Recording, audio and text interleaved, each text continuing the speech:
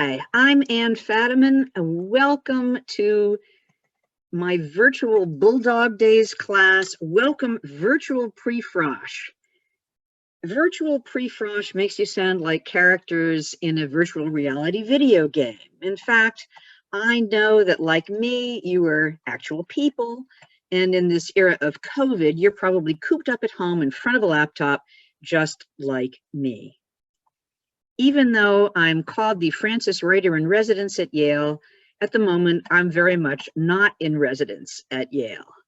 I'm speaking to you from my messy office at home instead of where I usually give this Bulldog Days class, which is Yale's Battelle Chapel. A chapel is a really appropriate venue for a class about writing, because at Yale, writing is something like a religion. But today, I'm not going to give you a sermon, more like an effusion of enthusiasm. And the last part of our time together today will be devoted to your questions. And I'm going to be joined by 3 of my excellent students who are the real experts. At any point, if you have a question you want us to answer later on, click the white reply button under the video and just type it in. I'll see all your questions later on in this session, but go ahead and type them in anytime you think of one. So, I confess that when I was invited to give a Bulldog masterclass, I did have some doubts. I didn't have any problem with the Bulldog part. Despite having gone to that other college up in Cambridge, I could describe myself accurately now as pretty much 100% canine. Master, I wasn't so sure of. 4 years ago, Yale changed the title of the residential college masters to heads. So I wondered whether these classes should follow suit and actually be called Bulldog head classes. But the word that I had the most problems with was class, because I couldn't replicate my class unless there were only 12 of you. You're invisible, so I have no idea how many of you there are, but I suspect there might be more than 12. We'd have to sit around a round table for 3 hours. We'd all have to have done the week's reading, 100 pages or so, and you would each have to have written about 1,000 words. And if your piece had been selected for our workshop, you'd be sitting on the edge of your chair worrying about whether everyone was going to like it, though probably they would. So I told the admissions office I couldn't give a class, but I could give a class about my classes. And I worried that that might be a little too meta, but the Bulldog folks said, okay. So that's what I propose to do. And again, please be thinking of questions about writing at Yale, both curricular and extracurricular. And type them in to your screen, and my students will help me answer them.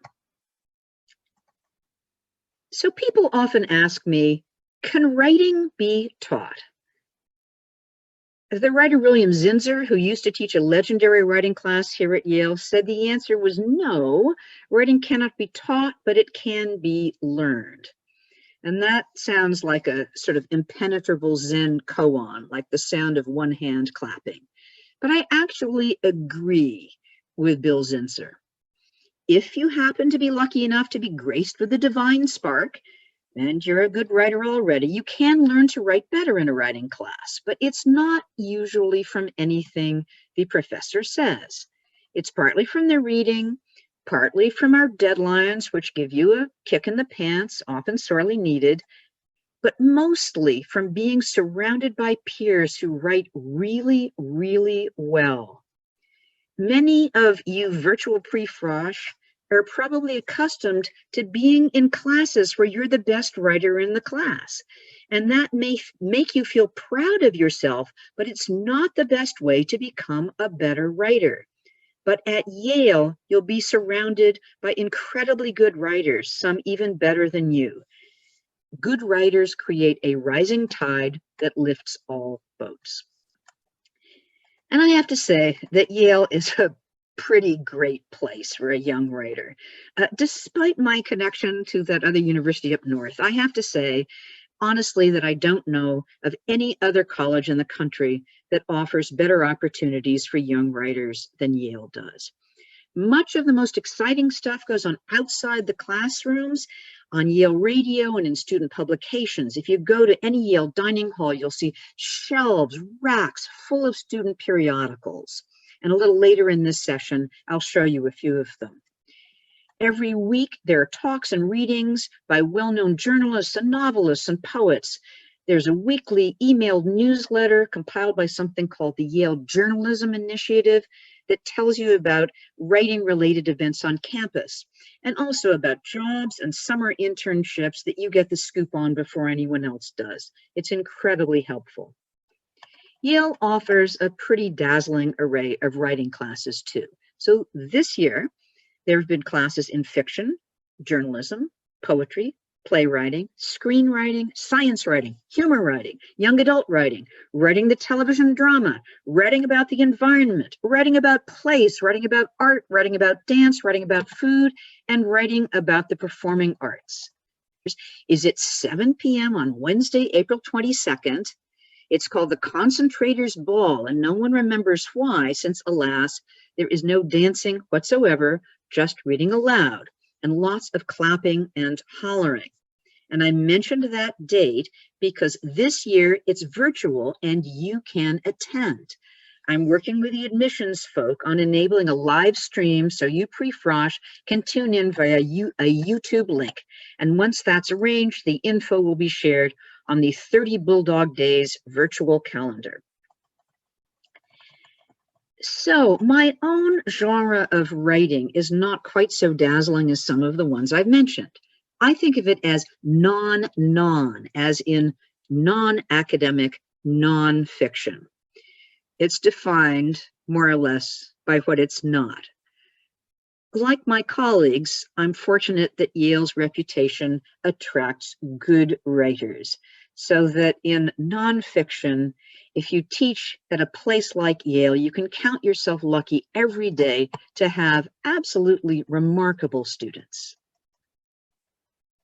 I can't speak for my colleagues. Their classes are all quite different from mine and from each other's. They have their own style in their teaching as well as in their writing. But this afternoon, I'm going to talk about my tiny microcosm, English 455 and English 469. The first, English 455, is called Writing About Oneself. We read autobiography, memoir, and personal essays, and the students write personal essays, some very personal. The second class I teach is called English 469, Advanced Nonfiction. It's called At Home in America, and we read modern American literary journalism centered on the theme of setting, and the students write place-centered pieces themselves. And that brings me to the title of this Bulldog class, Writing from the Inside Out and the Outside In, which sounds a little like a description of getting severely tangled up in a mohair sweater. Adam Gopnik, a writer for The New Yorker who's spoken at Yale, has written that journalism is made from the outside in, but first-person writing is made from the inside out. So the inside out kind of writing is the kind of personal essay he writes himself, in which, as he explains, he writes about the world by writing about his world. My class on writing about oneself is writing from the inside out. My class, called At Home in America, is writing from the outside in. And I love writing from both directions. I love teaching from both directions, and I love what my students come up with when they're facing in and when they're facing out. So I'll talk first about writing about oneself. This is a class for which there have been as many as 136 applications for 12 places. So I hasten to say, this isn't because of me. This is not unusual for Yale writing classes. And I imagine that this is going to lead to a question. How do you get into writing classes? That's an excellent and problematic question. What a royal pain to go to all that work to get into Yale and then not get into the class you want. Unfortunately, it does happen as you get into the more advanced levels. And you can ask my students about it in a few minutes if you want. In any case, the popularity of writing about oneself has little to do with me. It's all about the topic. Because if you're 20 years old, what could be more crucially important than writing about oneself? If I called it writing about the universe, I can assure you that I wouldn't receive nearly so many applications.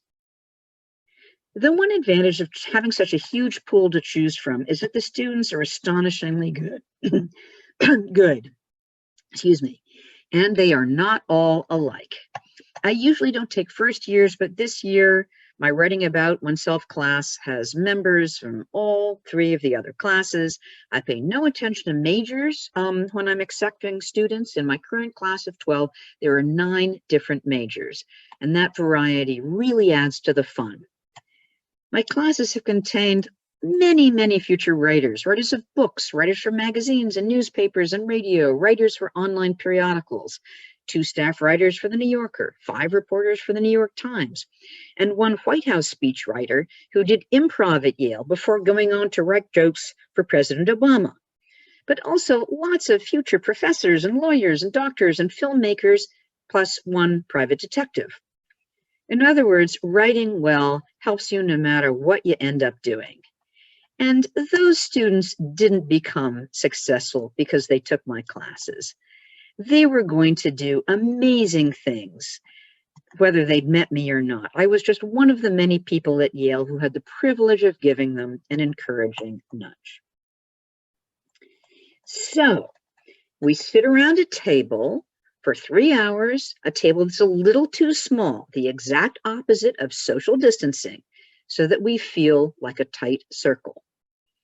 I'm teaching Writing About Oneself this semester, and we've continued to meet every week since spring break via Zoom, even though some of my students are 3,000 miles away. Amazingly, we still feel like a tight circle because the students had already created such a close community. In our first Zoom class last Thursday, it was clear that my students couldn't wait to see each other, and I couldn't wait to see them either.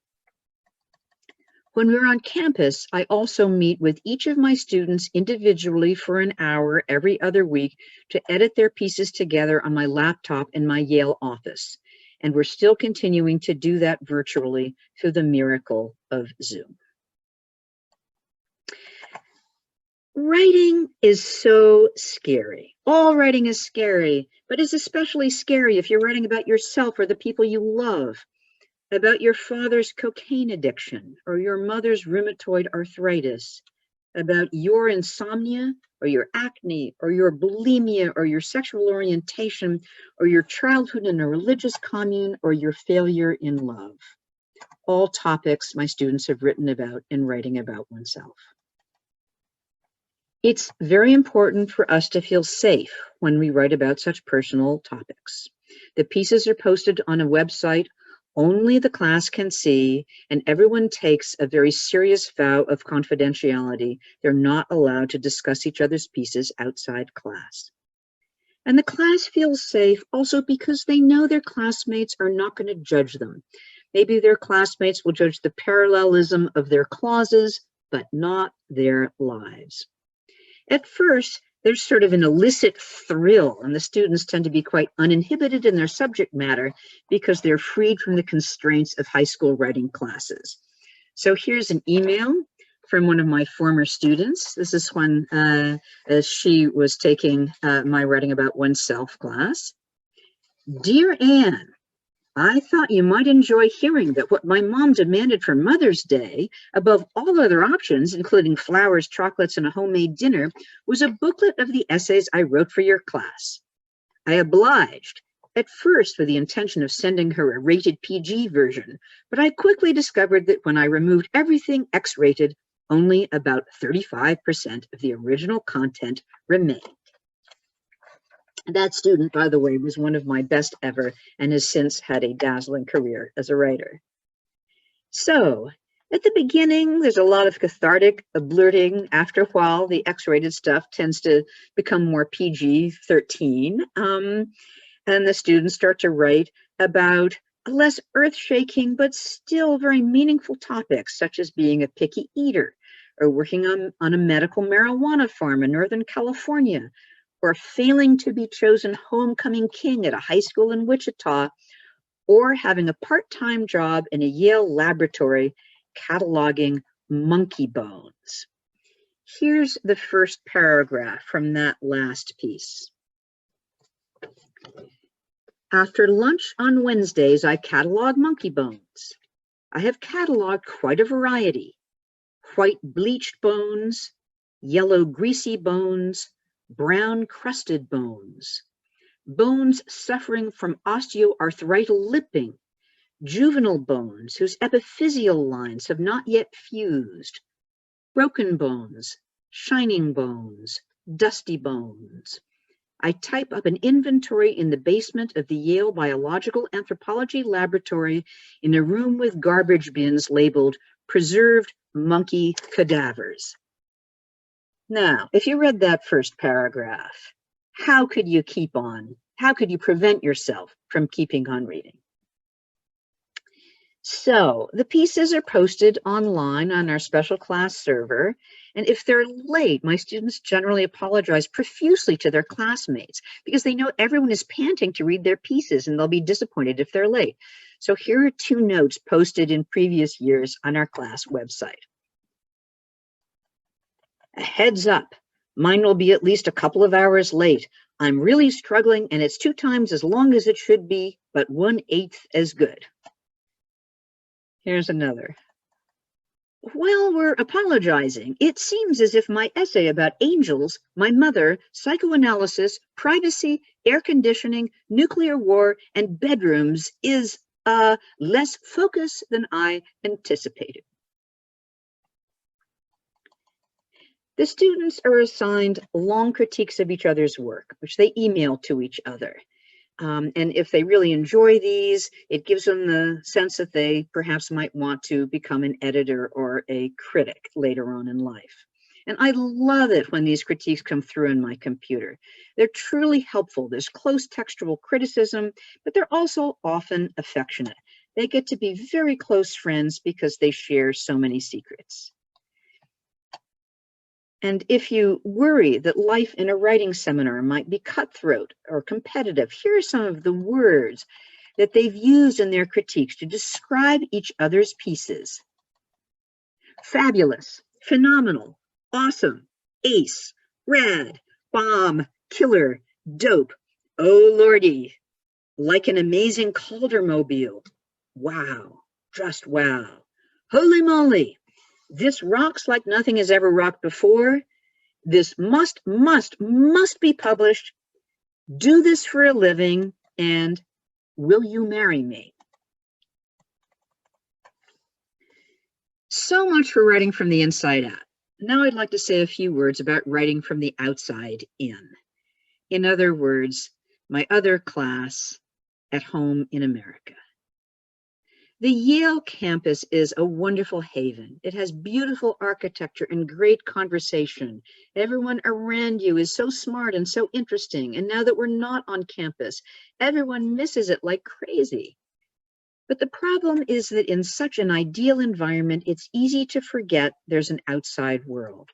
So my solution is kick students off campus. So in At Home in America, my class about writing about place, the purpose is the opposite of introspection. You might call it extrospection. And their final assignment is a long profile of someone in New Haven not connected with Yale. So their reading up to that point has included a lot of canonical modern literary journalists. But our most important text is not by Joan Didion or John McPhee or Gay Talese. It's the Greater New Haven Yellow Pages, the hard copy, all 300 plus pages. And my students read it from start to finish, and they learn a lot about their community. And they pick someone in there with an interesting job, and they write a profile, which we call the Yellow Pages piece. Some of my students have done a lot of reporting before, and some have done none. Some are initially so shy they're afraid to ask people's last names the first time they meet them. But eventually, after more than a month of work, everyone comes up with an absolutely terrific Yellow Pages piece.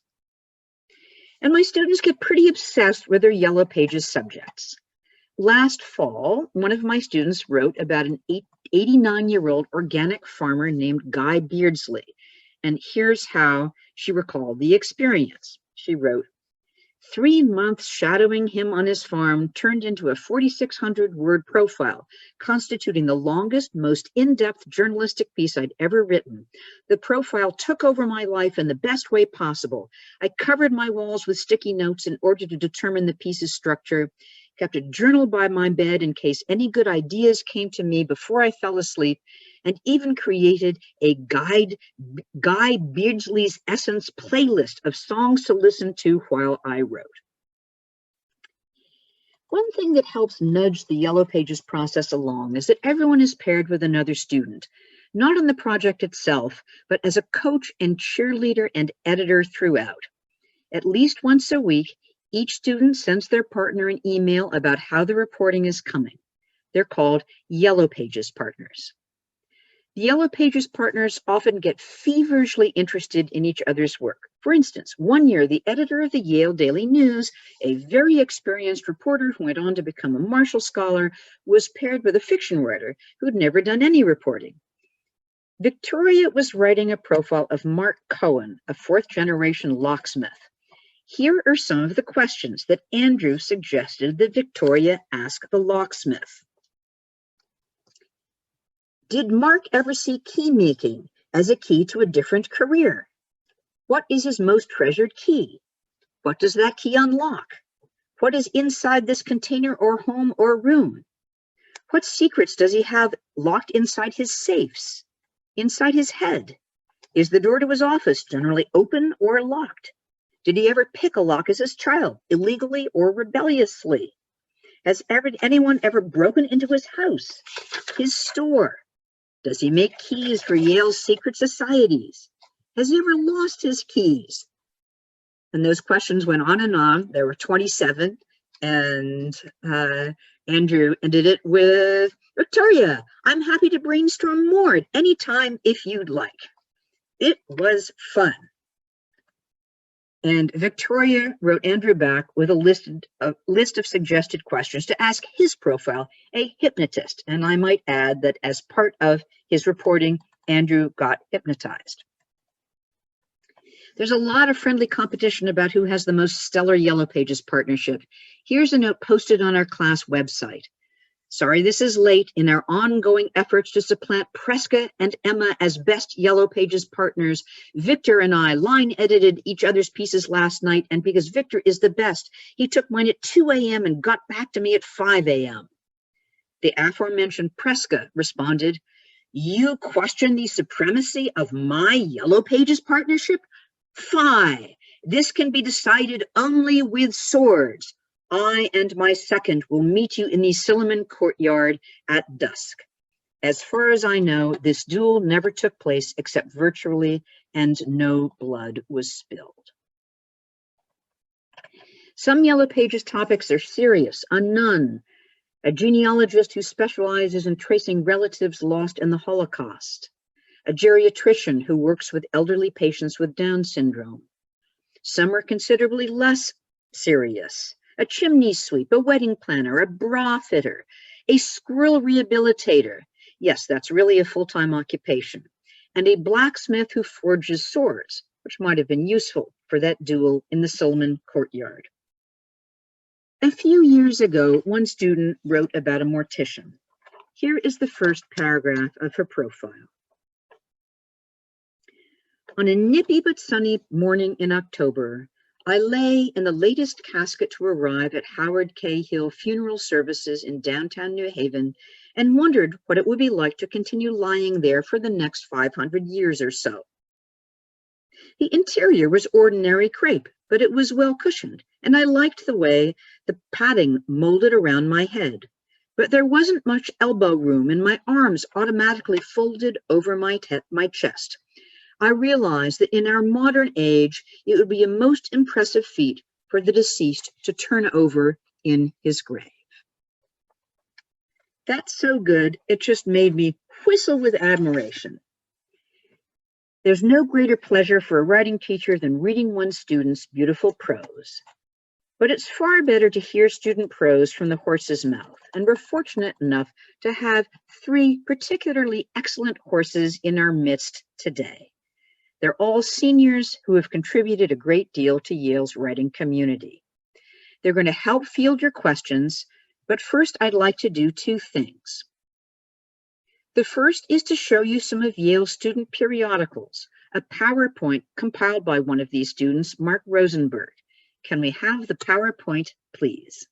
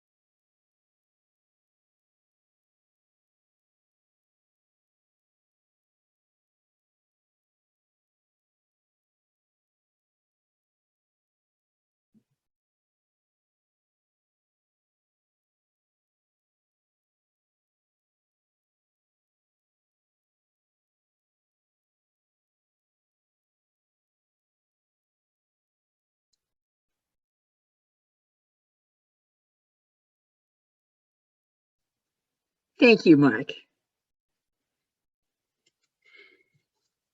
The second thing that I'd like you to hear is a taste of my students' prose. So again, at any point, if you want to ask us a question in a few minutes, click the white reply button under the video and type in your question for us to answer a little bit later on. So now I'd like to introduce the first of my students, and each is going to read briefly from something that they wrote in one of my classes. The first is Mark Rosenberg, an American Studies major who has been the editor-in-chief of the New Journal, a general interest magazine at Yale. He's also been a beat reporter for the Yale Daily News, so you can ask him about that if you're interested possibly in reporting for the YDM. Mark has also spent a summer as a podcast intern at the Cincinnati Enquirer and a summer as a journalism intern at the Toledo Blade. Mark's resume somehow fails to mention that he throws baseballs left-handed and footballs right-handed. Also, that although no official results have been tabulated as of yet, he is confident that he has eaten more Cheerios than anyone else on the planet. Mark is taking my current Writing About Oneself class virtually, though, as I said, we can all attest that we're still a warm and vibrant community. Mark, would you please read for us? Hey everyone, welcome virtual pre-frosh. Hope you have a good virtual Bulldog Days in these coming weeks. My name's Mark, as Anne mentioned. I'm a senior American Studies major. I use he, him, his pronouns, and I'm speaking from my childhood home in Lexington, Massachusetts. I'm going to read an excerpt from Crash, an essay about my love of adrenaline.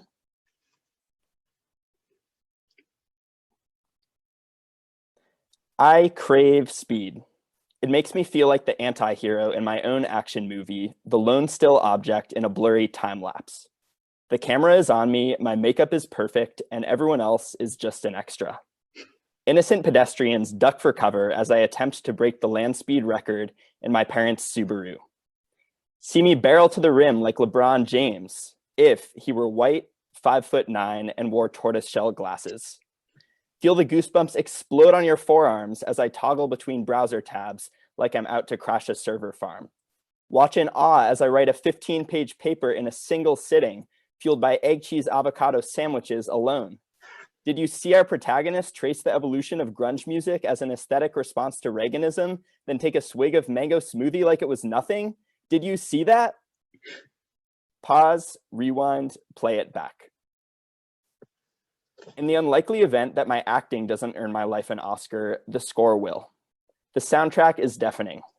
In high school, when I played the drum set in our attic, the bangs, whams, raps, claps, thwacks, and thuds were audible across the neighborhood. I blew out the speakers in the Subaru, listening to trap beats gleaned from Reebok commercials. I love music, but I seldom absorb the lyrics. The impact is what makes my mind reverberate. The louder, the better. Since I got my first iPod in middle school, its default volume has been rising steadily as my eardrums atrophy. I listened on 8 dots back then, and am in the 12 to 14 range now. 16 is the limit. I'm almost maxed out.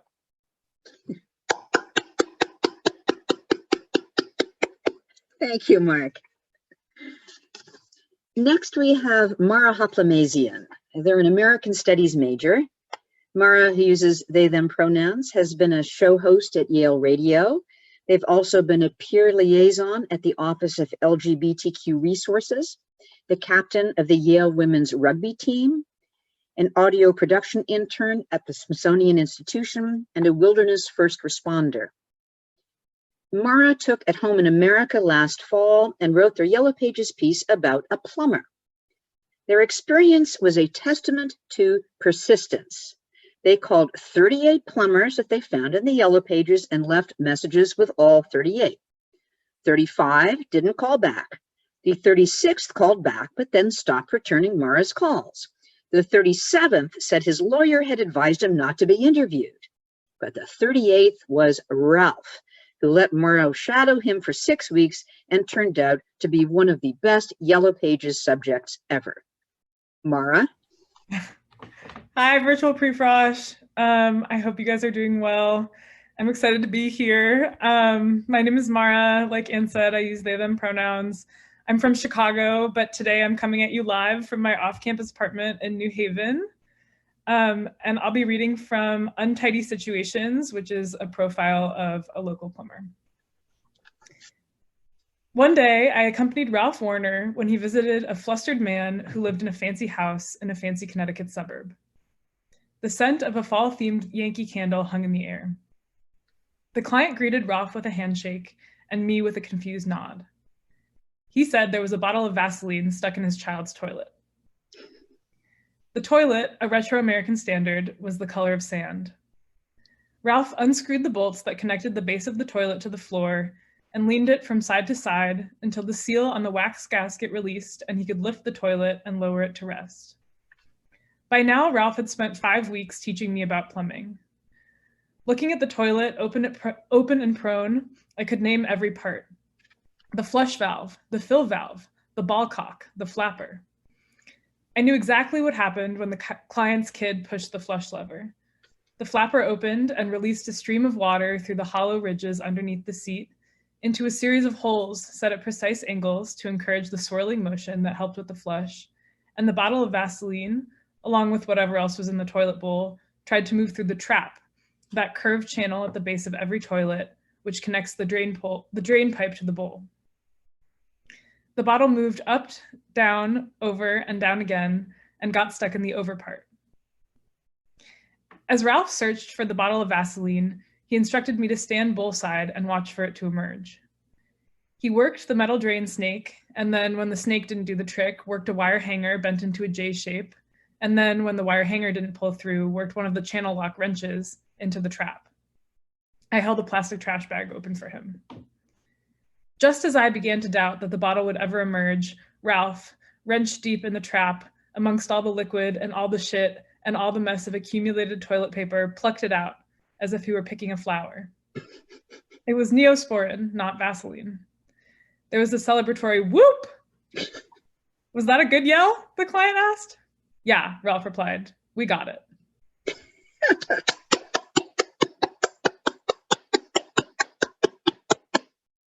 Thank you, Mara. And finally, we have T.C. Martin. an English major who's a senior staff writer for The Politic. TC has interned at Edible DC and Indie Week, and next year he'll be starting a 3-year MFA program at West Virginia University. In both 6th and 7th grade, TC won his middle school spelling bee, but tragically, he lost in the 8th grade on the word akimbo. I'm sure you're still suffering post-traumatic stress from that loss. His first extracurricular writing project at Yale was a profile of Mugly, a Chinese crested who won the 2012 World's Ugliest Dog contest. TC is a writing concentrator, so you can ask him about the writing concentration if you're interested. I'm currently advising his concentration project, a thesis-length piece of creative writing, which he's about 3 weeks from finishing. TC. Hi, everybody. My name's TC Martin. My pronouns are he, him, his, and I'm speaking to you from my childhood bedroom in Southern Maryland. Today, I'll be reading an excerpt from The Body Thus Confesses, Coming of Age as a Fat Man, which is my nonfiction writing concentration project about fatness. When I was a kid, I loved roller coasters. My family had season passes to King's Dominion, an amusement park in Doswell, Virginia, and we visited almost every weekend during summer break. I was something of a stats junkie. I knew that the Dominator roller coaster at King's Dominion had a maximum height of 157 feet, reached speeds up to 65 miles per hour, and contained 5 inversions, or elements, during which the passenger cars flipped upside down.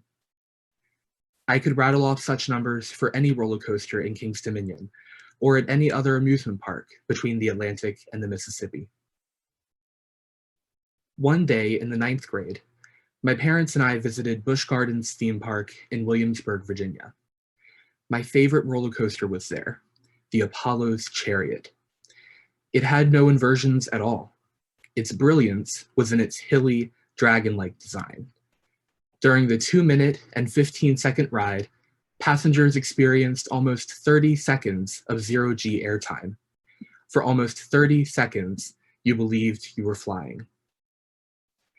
At the time, I was bigger than my father, who had been successful at losing weight and was now far skinnier than he was when I was born. He was my riding partner. Nothing scared him, not even the 456-foot-tall King the Ka roller coaster in New Jersey, which, when we rode it together several years prior, had left me sobbing. We and 34 other riders climbed into the cheery purple and yellow cart of the Apollo's Chariot. Dad strapped himself in, buckling the seatbelt and lowering the lap bar down over his thighs. I did the same, or tried to. The seatbelt barely buckled, and when I pulled the bar down to my lap, it didn't catch. It sprang back up like a cat's toy, taunting me. I tried so hard to pull the bar down that I bruised my legs and stomach. But it was no use. I was simply too fat. The conductor halted the ride and let my father and me get off. The mechanics of the ride required that all lap bars be raised to allow a single passenger to disembark. The other riders glanced around when their bars were unexpectedly released, wondering what was happening. Their eyes landed on me, my cheeks wet and scalding red, and my smaller father trailing after me down the exit ramp. We reconvened with my mother, who had been waiting to take a photo of us mid-flight. She put away her camera, and we walked together to the parking lot. I sniffled and didn't answer when she asked me what was wrong. Wasn't it obvious? That's how I felt all the time. Obvious.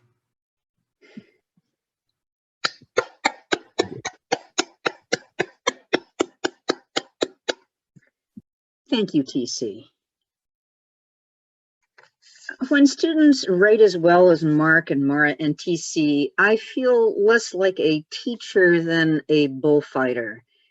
You just stand in the ring, wave your red cape, get the student running in the right direction, and then just get out of the way and let them run. So, does anyone have any questions for us on anything about writing at Yale, curricular or extracurricular? Mark, Mara, and TC have all taken writing classes. They've all worked at Yale magazines or Yale radio. They've all done fascinating journalism-related things in the summer, so they're experts. So just click the white reply button under the video and type in your question. So, do we have any questions?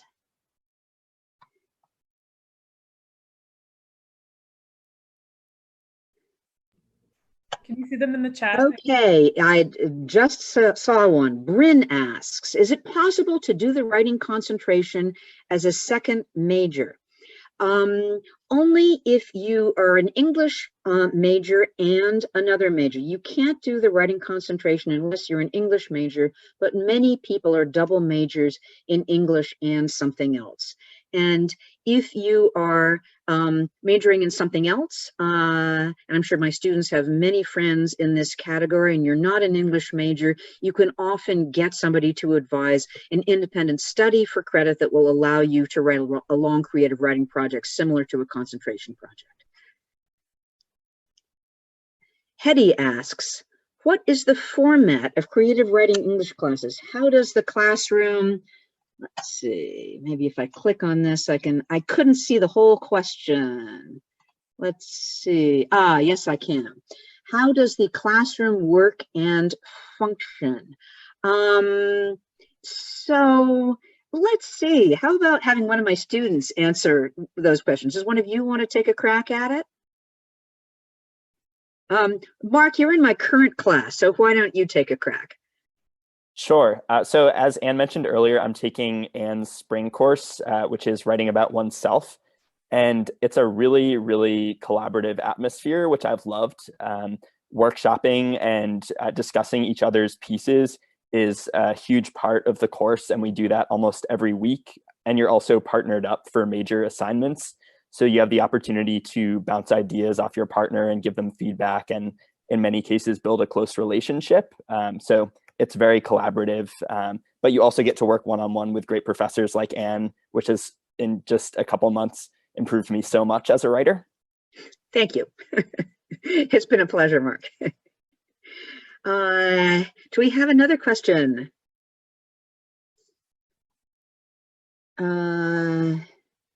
Let's see, for some reason, I'm not seeing, oh yes, here we go.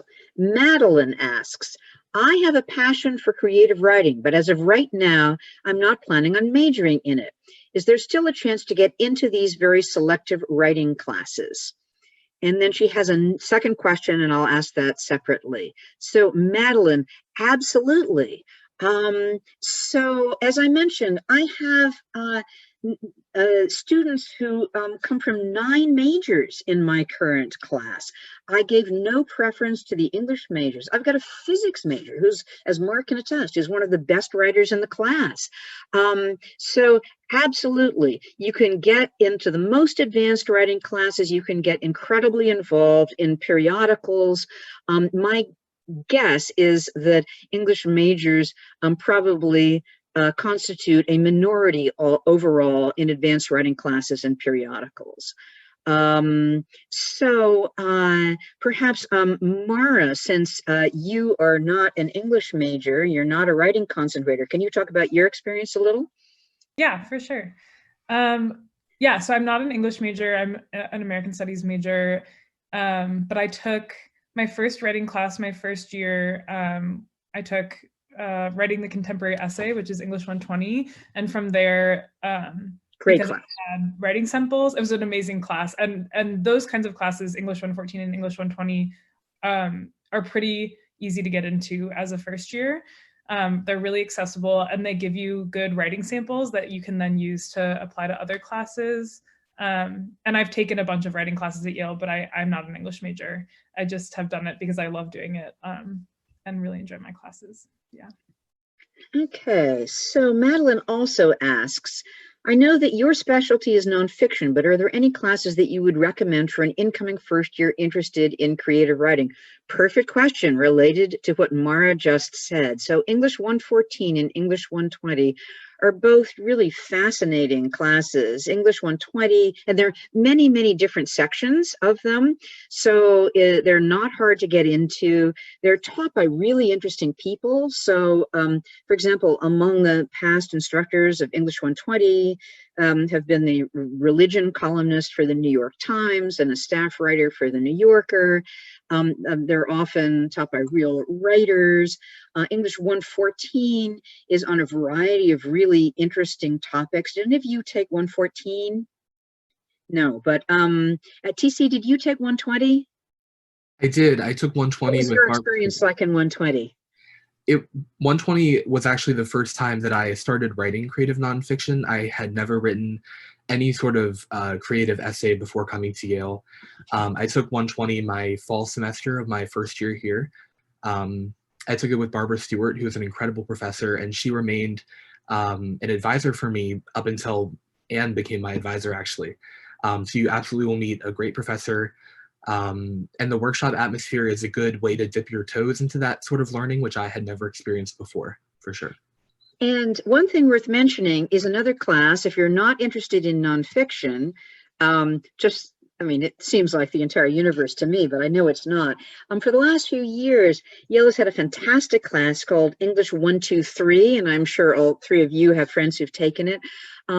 And you do fiction and poetry and playwriting. And the idea is that perhaps in your high schools, you haven't had classes that allowed you to do those genres. So it gives you a sense of whether you like them. And then you can also develop writing samples in those three creative genres that later on help you get into advanced classes. And the teachers of English 123, again, they're very small classes, usually 12 students or so, and they're usually some of Yale's most famous professors have taught English 123. Okay, Eric asks, how do you handle or advise students who struggle with your courses? That's such a good question. My students, if they're struggling with my courses, aren't struggling because they aren't good writers. They're struggling because they have difficulty getting their work in on time, or they are intimidated. Part of what happens is that I try to create an atmosphere in my classes that's as uncompetitive as possible, so that we're cheering for each other's successes rather than feeling it's a zero-sum proposition. We have always a class session on procrastination that I hope can help my students.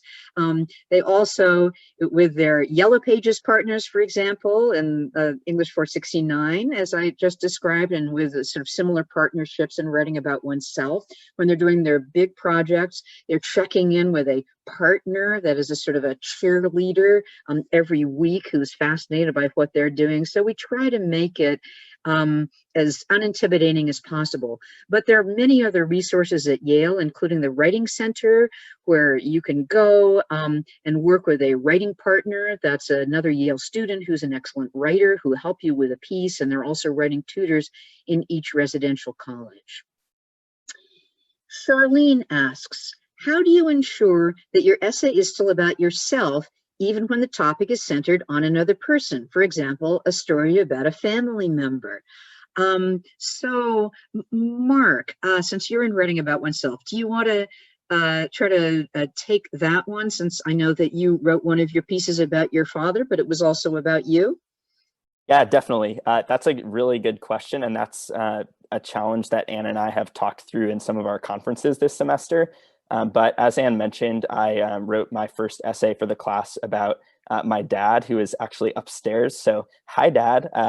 But I wrote the piece about— Hi, Mark's dad. I wrote the piece about I was working on a piece about his sort of note-taking practices and his memory and the way he keeps track of things. And I tried to make the piece less entirely about that and more about my relationship with my dad and my own memory and the way I write things down. So I think oftentimes by thinking through the ways, thinking about a relationship with someone you're close to, you can learn more about yourself and maybe find a common theme that connects the two of you. So it's definitely a challenge. when you're writing a personal essay, but it also is a great way to learn about yourself through somebody you care about. Hannah asks, when interviewing and spending time with people whom you were writing about, what kinds of questions do you ask them, and how do you get responses that give deep insight to your characters in a nonfiction book? Whew. Well, I'll try to answer that first, since I guess I'm the only one of the four of us who's written a nonfiction book, though TC's project, I think, will almost certainly evolve into a book. And then I'm going to let TC and Maura talk about some of the questions that they used, and we'll do Maura first. She can recall they can recall some of the questions they asked the plumber, and TC, who also took English 469, wrote about a jeweler. And maybe TC can recall some of his questions. So I always go in with a very specific list of questions. So I'll be sure that I have plenty, but I always let my subjects digress, because the things that they're interested in are always going to be the most interesting. I can always come back and sort of find out, where they were born and where they went to college and so on. Also, some of the best questions are simply silence. When you're asking questions, if you're a good listener and you lean in and you act as if you really care, because you do really care, people will simply keep on talking. The advice I give my students is, you don't want to be interesting.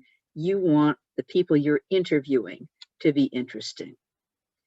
So Maura, what techniques did you use when you were interviewing Ralph the plumber? Yeah, I really use silence a lot. Like Anne was saying, we spent a lot of time in his car together, driving from his workshop to clients' houses. And I would sort of ask a question. It was also, Ralph was a great interview subject because he loves to talk.